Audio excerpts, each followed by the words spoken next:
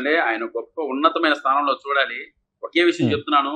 ఒక సినిమా చేస్తే 100,00,00,000 రెమ్యునరేషన్ తీసుకునే ఆయన ఏమి ఆశించకుండా ఈరోజు ప్రజల కోసం ఇంతలా తిరిగి ఈరోజు ఒక గవర్నమెంట్‌ని ఫార్మ్ చేసే స్థాయికి తీసుకొచ్చి కింగ్ మేకర్ అయ్యారు అంటే 100% అటువంటి వ్యక్తి ఒక ఉన్నతమైన స్థానంలో ఉన్నారంటే దిగువ మధ్యతరగతి కుటుంబాలు 100% వాళ్ళందరూ ఆర్థిక అభివృద్ధి అనేది గట్టిగా స్థిరపడుతుందని నేను నమ్ముతాను.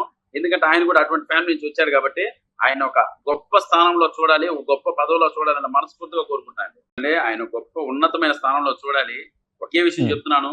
ఒక సినిమా చేస్తే 100,00,00,000 రెమ్యునరేషన్ తీసుకునే ఆయన ఏమి ఆశించకుండా ఈరోజు ప్రజల కోసం ఇంతలా తిరిగి ఈరోజు ఒక గవర్నమెంట్‌ని ఫార్మ్ చేసే స్థాయికి తీసుకొచ్చి కింగ్ మేకర్ అయ్యారు అంటే 100% అటువంటి వ్యక్తి ఒక ఉన్నతమైన స్థానంలో ఉన్నారంటే దిగువ మధ్యతరగతి కుటుంబాలు 100% వాళ్ళందరూ ఆర్థిక అభివృద్ధి అనేది గట్టిగా స్థిరపడుతుందని నేను నమ్ముతాను. ఎందుకంటే ఆయన కూడా అటువంటి ఫ్యామిలీ నుంచి వచ్చారు కాబట్టి ఆయన ఒక గొప్ప స్థానంలో చూడాలి, ఒక గొప్ప పదవిలో చూడాలని మనస్ఫూర్తిగా కోరుకుంటాను.